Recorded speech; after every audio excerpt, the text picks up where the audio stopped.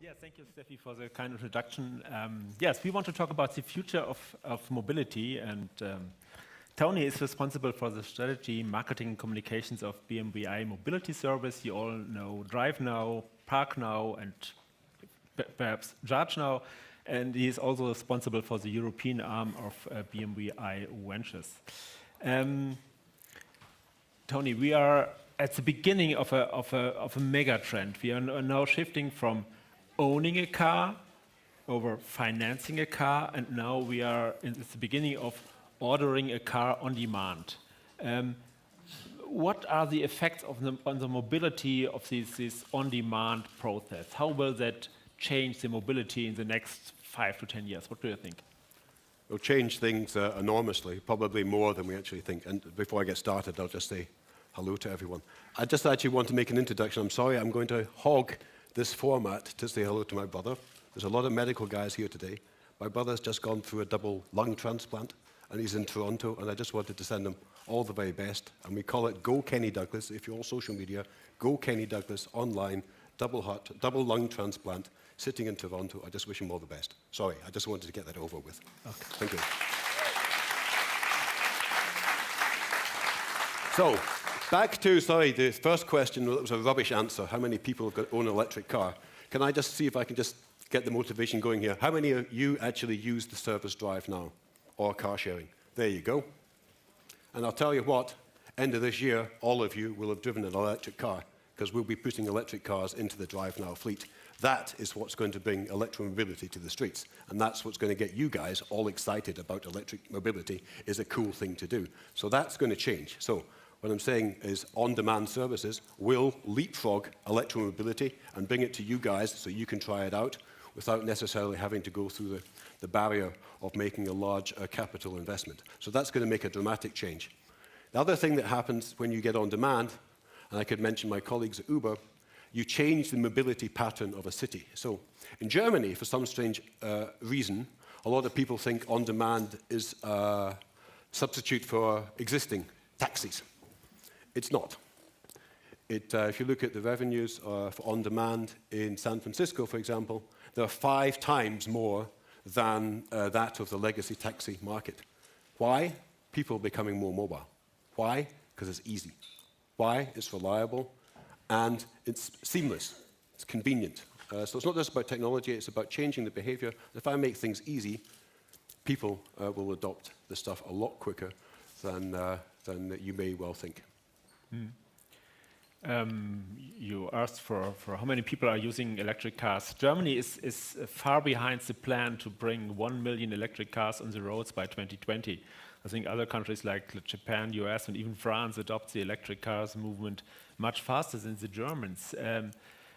How important are electric cars for the future of mobility? Isn't it obvious that we shift to electric cars, or is it just the same case if we have cars driven by gasoline or driven by an electric car? What is the reason for the shift? What do you think? There's no alternative. If we don't provide electric cars, we won't be allowed to drive in our cities. It's that simple. I think you're starting with congestion charges, you're starting with CO2. You look at the European legislation. Basically, you won't be able to sell cars or drive cars in urban environments, and everyone knows the mega trend urbanization. That's where the people are, that's where the money is, that's where the problems are. We need electromobility going forward. There is, my personal opinion, there is no alternative. The idea of also having one person owning one car in the middle of the cities, and that means having one person, one car, one parking spot, I would also question if that's scalable moving forward, where you've got the limited resource and its square footage, if you like, in the cities. You're not going to have parking space for individual cars. It's just not viable due to the limited resource. And electromobility is the basic ticket to play. Every city fights or is in competition with quality of life, and air quality is the cornerstone for quality of life in any environment. So to me, electromobility ain't going to go away, and we're going to do our best to make sure it's scalable and accessible in as many cities as possible. Mm-hmm. we are also in the big data age. We have data from public transport. We have data from every traffic jam, from traffic lights, from all the vehicles on the road. What do you think? What will be the impact of big data on traffic and mobility when we all see a seamless integration of this sort of data in all of our mobility patterns? I'll start with, don't underestimate the power of digital. What digital does is basically drives a horizontal through what is traditionally verticals. And a lot of you guys, if you've looked at the entertainment industry or the social media industry or the media industry, it's a massive impact. So as soon as you've got digital, you start breaking down the silos, which means actually different modes of transportation start talking to each other. So not just modes of transportation, but infrastructure. So I would call a parking spot or a bike lane infrastructure. When you start adding smarts to basically space and to hardware for mobility and to people and to sensors and so on, you start getting almost very close theoretically to what I call 100% liquidity in the movement of the city. So there's no point in having a bus driving around. Buses are great, I like buses. But they're pretty stupid, to be honest with you. They tend to be based around timetables, which are done in an Excel sheet, and the bus comes every 20 minutes, if there's someone standing there or not. Yeah? That's not really efficient. So far better to send one electric car, autonomous driving, to pick that one person up and drive them to the destination and having a big bus going through. So that's the kind of thing you're going to see. Transportation working together, often offering seamless mobility. That's where the cities want to go. That's where the mass transit guys want to go. And that's where we as individual providers of individual transportation have to link in to, if you like, the mobility ecosystem of a city. How will technology change the public transport system? We see some inefficiencies, especially in Germany. What do you think? How will technology improve this public transport system? And do you see this sort of integration with individual traffic, like self-driving cars? How will that fit together? You're beginning to see it today, actually, to be honest with you. You know, the guys, especially in Silicon Valley, they're not stupid. They're pretty clever, actually. They're beginning to use some of the smarts around on-demand for public transportation as well. I mean, the operators also want to be able to do, if you like, yield management and optimization of fleet resources for buses and so on. So they're beginning to add some of these mobility and predictive data and analytics, basically, to map out the mobility patterns of the city. And they can do that pretty quickly because actually, we talked about devices. Every smartphone is actually a tracking device, to be honest with you. So there's a company which we invested in called Move It, and they can map a city within a matter of weeks.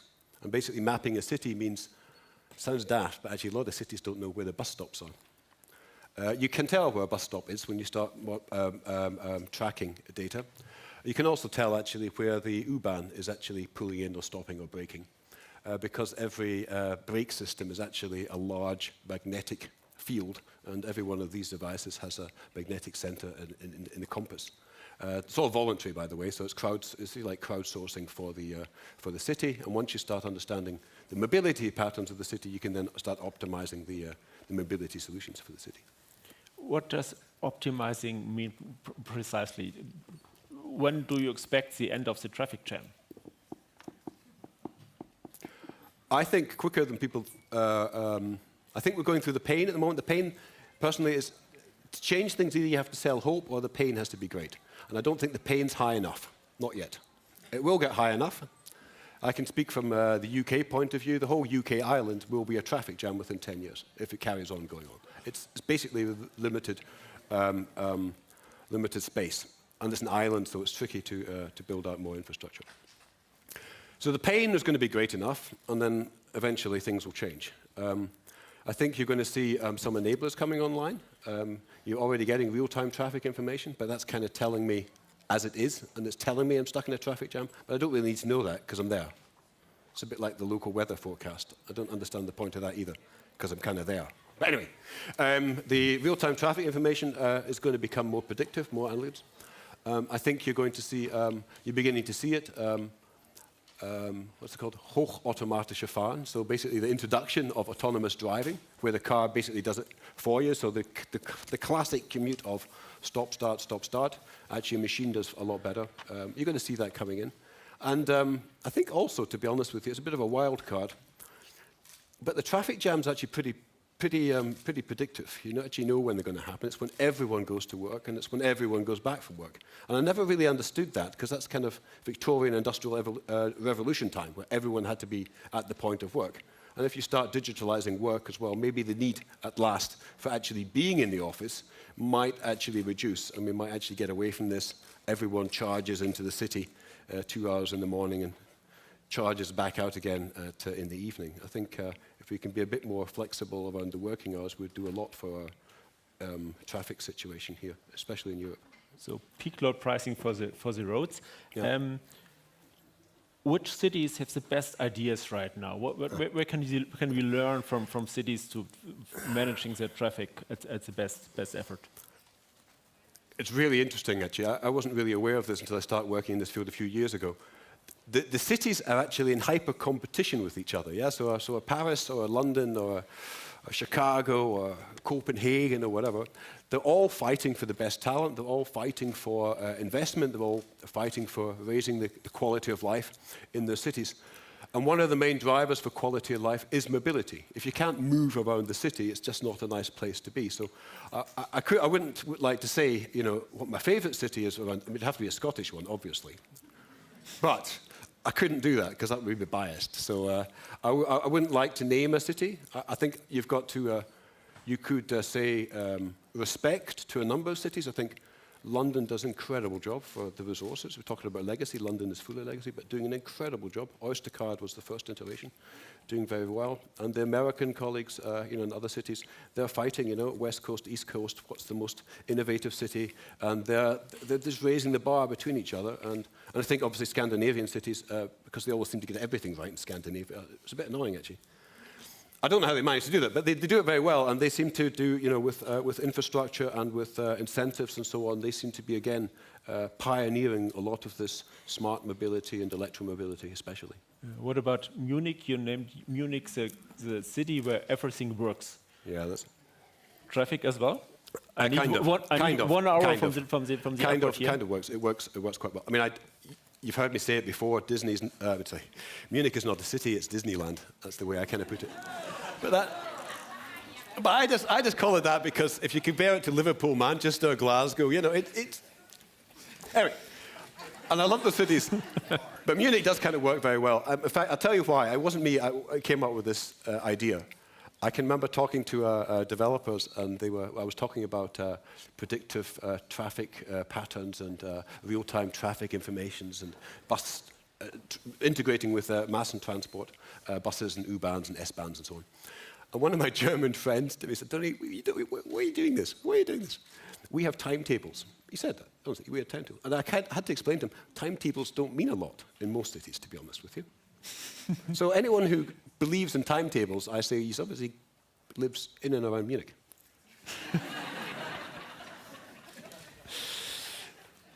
Okay. Sorry. Self-driving cars is the big vision that will change everything from car manufacturers to taxi companies to insurance companies, everything. One study concludes that US households will need 43% fewer cars if they use only one self-driving car for all family members instead of a second or third car for all of the members. What do you think? How will self-driving cars change the business model of automakers like BMW? I think enormously. I think you're beginning to see the first iteration in change in behavior. I'll come back to it in a question. How many people are here with their own car today? So there's not a high utilization of the car. It's under 4%. So if you start automizing cars, they can basically pick up people, drop people off, be used as taxi services. I can drive them myself. What I'm saying is a car becomes much more flexible and can be utilized in many more use cases. So it's not just my personal car. It can be fleeted into an enterprise fleet. It can be put into taxi service and on-demand service. So basically, the car becomes much more utilized. So you may well get to the point where you have less cars, but they're used a hell of a lot more than they are today. And that's why, it's a bit like the Airbnb model. You've got a high-value asset that's being utilized at a low rate. It's kind of ripe for disruption. And either we kind of drive that disruption and gain from the new business models that will arise from that ourselves, or we let someone else do it. And I would prefer to do it ourselves. And I think that's what you're going to see happen. And the other great thing is mobility is great, and rational, mathematical, and so on, but it's also highly emotional. Highly emotional. Otherwise, actually, if it was a pure rational decision, none of the premium manufacturers in Germany would be there. Would all be driving around in small Japanese things, yeah? And that's not the point. It's highly emotional, so I think you've got to mix the rational with the emotional, and you'll have the kind of combination of, hopefully, the best of both worlds. When will we see the first self-driving cars in the streets here in Germany? We have some self-driving cars just at the beginning in Mountain View, and when do you expect the breakthrough for that technology? What are your internal scenarios at the BMW? The test cars are already there. You can go from here to Ingolstadt without actually touching the steering wheel. That happens. There's a slightly big difference between someone sitting in the car and the car's driving itself, and the car actually driving itself completely, and no one's there. So the showcases are there. In the CES, at the beginning of the year, we had the car, the i3s there in Las Vegas, just basically going away and parking themselves. That's a pretty cool use case, actually. So I think maybe you could do... making the leap straight to complete autonomous driving is probably... I don't know, I have a teenage son, and I was actually pretty scared when he was driving. And I kind of trusted him. But I was still pretty scared. And just as what I'm saying is, are we ready to give away complete control? But I think if you start looking at other use cases, things like self-parking cars, so the park goes away, or the car comes to me and picks me up, I've got to mention this. This is I call it the Lone Ranger use case. Remember when he used to whistle and the horse used to come to him? He used to give him a slap in the bum and he used to disappear and go away. That's what I call it. So it's not... I think it's going to be use case driven. Take some time changing the behavior. I think personally the technology is there. I don't think personally it's going to be a feature in a car. I think it will become a feature in the car, but it's going to become a service. It's a mobility service, autonomous driving. And that this word service is actually all new in terms of a typical OEM business. Not for us, because we're working on it today, but your normal OEM business kind of produces hardware and has very little with service to do. But I think we'll have to get into the service industry in a larger way in order to really drive home these profitable and sustainable autonomous business cases and use cases. I think all OEMs were completely shocked when the Google self-driving car come out of the box and okay, a technology company builds the first self-driving car, not one of the proud car manufacturers. Who will win that game?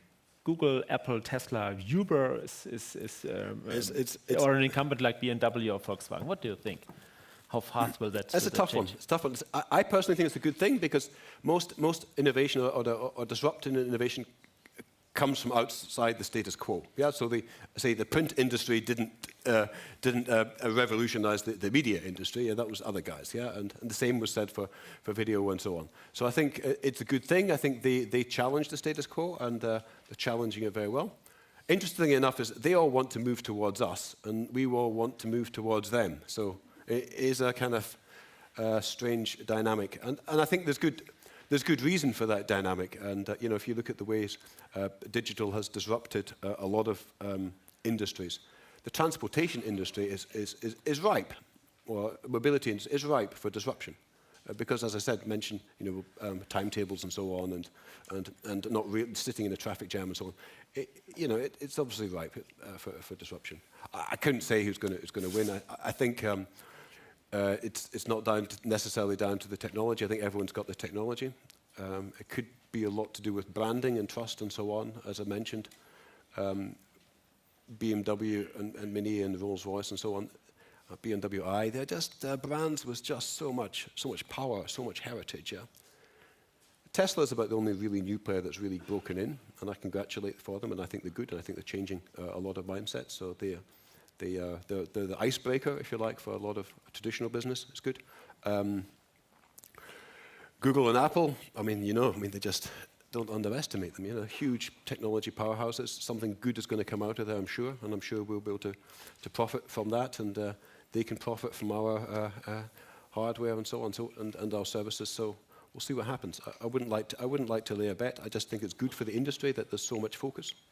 If you go to Silicon Valley now, about every second startup you meet is doing something around mobility. That wasn't the case 4 years ago. Last question: when will Apple buy Tesla or BMW, or both? We're actually very lucky because everyone knows our owner, if you like, and she doesn't sell. I think that's that case. So maybe they're down to they can only do a shopping basket for one thing. I don't know. Yeah. I don't know. Okay, I think time is over. Thank you very much for your attention and thank you for your insights.